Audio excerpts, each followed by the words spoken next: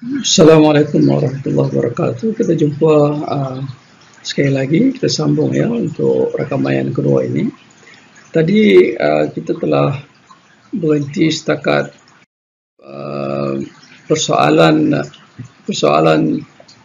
teori-teori neoklasikal dan teori radikal ini berada dalam satu paradigma, dan kita berbincang bagaimana Rostow mengemukakan tahap-tahap pertumbuhannya, dan begitu juga dengan Karl Marx. Tapi kita terhenti tadi pada kritik Profesor Syed Hussein Alatas terhadap cultural block hypothesis ini.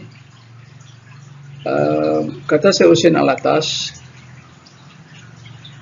para kapitalis ataupun pemikir-pemikir neoklasikal ini, mereka mahu seboleh mungkin memaksimalkan produktiviti, dan untuk memaksimalkan produktiviti itu mereka memerlukan para buruh bekerja dengan sepenuh masa.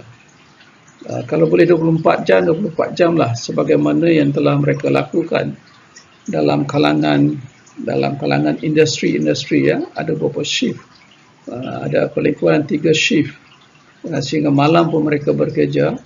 Semoga dengan itu produktiviti mereka boleh dimaksimalkan, dan dengan memaksimalkan produktiviti itu maka pendapatan mereka juga menjadi maksimal. Dan bagi mereka keuntungannya ialah mereka boleh memberi pekerjaan, dan dengan memberi pekerjaan kepada pekerja-pekerja, pekerja itu akan mendapat pendapatan dan akan mempunyai purchasing power ataupun kuasa membeli. Mereka membeli dan mereka consume, mereka mengguna. Itu jadi mass consumption tadi itu. Mereka mengguna. Semakin banyak mereka mengguna, maka semakin banyak permintaan yang mereka perlukan, dan semakin banyak permintaan maka semakin banyak para kapitalis boleh mengeluarkan barangan mereka, dan begitulah cycle itu berlaku. Dan dengan itu masyarakat itu dianggap sebagai masyarakat yang membangun. Dan ini semua adalah berasaskan kepada memenuhi kemahuan, bukan memenuhi keperluan. Ya, ada beza ya, memenuhi kemahuan dengan memenuhi keperluan. Kalau para kapitalis tadi, dan juga dalam pemikiran radikal, mereka mahu memaksimalkan produktiviti itu untuk memenuhi kemahuan-kemahuan mereka. Sedangkan orang-orang tempatan yang hidup dalam dunia abundance, dunia yang banyak lebihan, mereka cuba untuk menggunakan berasaskan kepada keperluan. Artinya mereka bekerja untuk memenuhi keperluan mereka sahaja, bukan untuk memenuhi kemahuan mereka. Misalnya seorang petani sawah, mereka menanam padi, kemudian menyimpan padi untuk setahun, ya, dengan harapan nanti insya-Allah mereka boleh terus untuk makan beras tersebut dalam masa setahun, dan tahun depan mereka bekerja lagi. Sebab itu kalau kita lihat rumah orang dulu-dulu ya, di kampung-kampung, terutama di Kedah, yang di sebelah rumah mereka itu ada rumah kecil, apa dia panggil ya, yang disimpan itu padi-padi disimpan dalam itu, dan mereka ambil sedikit demi sedikit untuk ini. Kalau ikan, mereka tidak risau kerana banyak sungai-sungai yang punya banyak ikan. Mereka mengambil ikan-ikan tersebut apabila diperlukan sahaja. Sayur-sayuran pun juga begitu, dan binatang-binatang lain untuk mereka makan juga begitu, lembu dan sebagainya. Tetapi apabila kapitalis datang, mereka mahu memaksimalkan produktiviti tadi. Jadi apabila mereka melihat orang-orang tempatan tidak memenuhi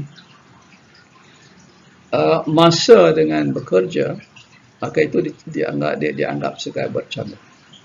Dan idea cultural block hypothesis inilah telah dikemukakan oleh para kolonial. Kapitalis ini juga adalah merupakan kolonialis, ya, ahli-ahli penjajah yang mempengaruhi pemimpin-pemimpin tempatan, sehingga akhirnya pemimpin tempatan bersetuju sedikit demi sedikit, dan kita dapati bahawa akhirnya memang masyarakat primitif sudah hilang, masyarakat tradisional sudah hilang, budaya-budaya tradisional juga telah bertukar daripada budaya yang bekerja untuk memenuhi keperluan bertukar kepada bekerja untuk memenuhi kemahuan. Dan antara keperluan dan kemahuan inilah merupakan kritik Islam yang sangat kritikal kepada teori-teori pembangunan lazim ini. Sebab dalam Islam ya, ada tahap-tahap kepenggunaan, dan kepenggunaan itu mestilah berasaskan kepada keperluan. Ya. Ada daruriyat, ada saniyat, dan juga ada 3 peringkat itu kan. Ada hajat dan juga ada 3 peringkat itu yang memenuhi keperluan asas, kemudian menyenangkan perkara yang menyenangkan, yang ketiga ialah perkara yang bermewah-mewahan. Jadi Islam membenarkan untuk memenuhi keperluan dan sedikit untuk menyenangkan, ya, mengguna untuk menyenangkan kehidupan, tetapi bukan untuk bermewah-mewah. Berbeza dengan kehendak kapitalis dan juga masyarakat radikal yang mahukan supaya semua kemahuan mereka itu dapat dipenuhi dengan sebaik mungkin. Hal ini ada kena-mengena dengan andaian mereka yang keduanya, ya. Kerana teori-teori pembangunan lazim ini mengandaikan, ini andaian yang sangat penting, itu andaian. Yang pertama, bagi mereka kemahuan manusia itu tidak terbatas, tidak terhad. Manakala sumber alam itu terhad. Jadi masalah pembangunan bagi mereka ialah bagaimana mahu memenuhi keperluan manusia yang tidak, kemahuan manusia yang tidak terhad untuk dalam keadaan sumber alam yang terhad. Saya ulang lagi. Andaian teori pembangunan lazim ialah kemahuan manusia itu tidak terhad, sedangkan sumber-sumber alam itu terhad. Jadi persoalannya sekarang yang menjadi isu yang besar, sama ada dalam teori neoklasikal ataupun dalam teori radikal, ialah bagaimana memenuhi kemahuan manusia yang tidak terhad itu dengan sumber alam yang terhad. Tambah-tambah lagi apabila mereka mau memaksimalkan produktiviti, maka eksploitasi semua-semua alam itu dilakukan dengan sungguh-sungguh. Maka makin lama makin kurang sumber alam itu, makin lama makin kurang sumber alam itu, sehingga akhirnya mereka mempunyai krisis, dan sebab itu mereka balik kepada usaha untuk memikirkan bagaimana mahu membangun secara lestari. Itu lahirnya teori pembangunan lestari, ya, sustainable development itu. Sama ada kemahuan manusia itu tidak terhad, betul ataupun tidak. Sama ada sumber alam itu terhad, betul ataupun tidak. Nanti insya-Allah kita akan bincangkan nanti. Apabila kita membincangkan tentang prinsip pembangunan berteraskan Islam yang ke-6 nanti insya-Allah. Dan juga yang kedua nanti insya-Allah. Ya, berkenaan dengan pelaku pembangunan. Yang kedua itu prinsip pembangunan bercakap Islam yang kedua. Dan satu lagi ialah prinsip pembangunan yang ketujuh berkenaan dengan alat-alat pengeluaran. Itu andaiannya. Mereka menggunakan andaian yang sama.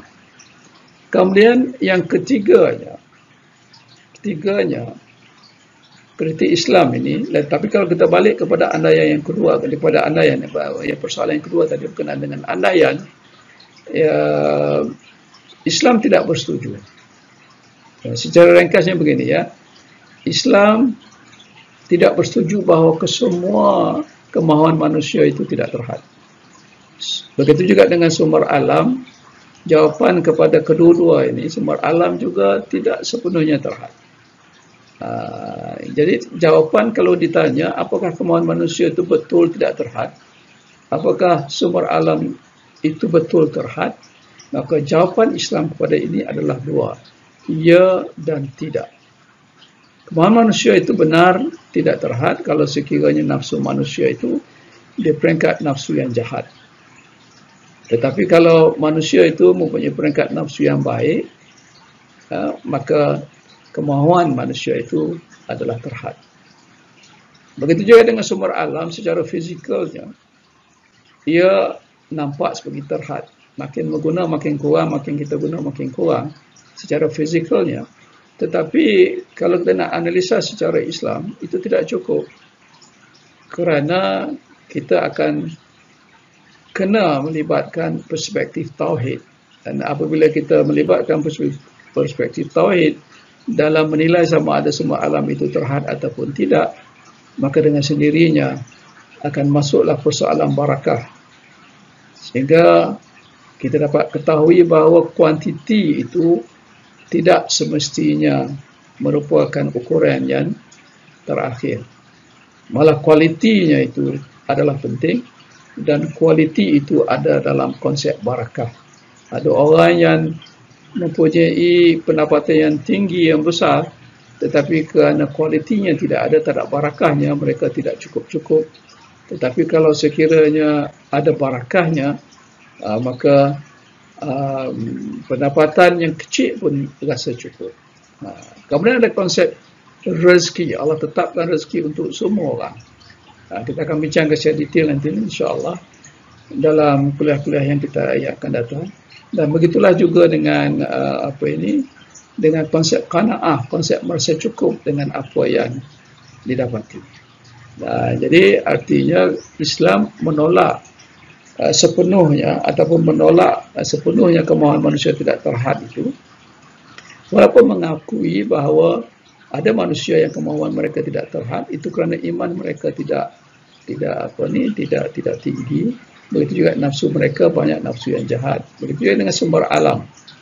Ya, dari segi fizikal terhad, tetapi dari segi Islam ada konsep barakah, ada konsep rezeki, ada konsep qanaah yang membuatkan kesimpulan yang boleh kita dapat bahawa sumber alam itu sebenarnya adalah tidak terhad. Jadi itu perkara yang kedua. Itu perkara yang kedua yang yang kita patut lihat kritik Islam itu terhadap teori pembangunan lazim. Kita berhenti sekejap, kita sambung lagi dalam perakaman yang ketiga insya-Allah.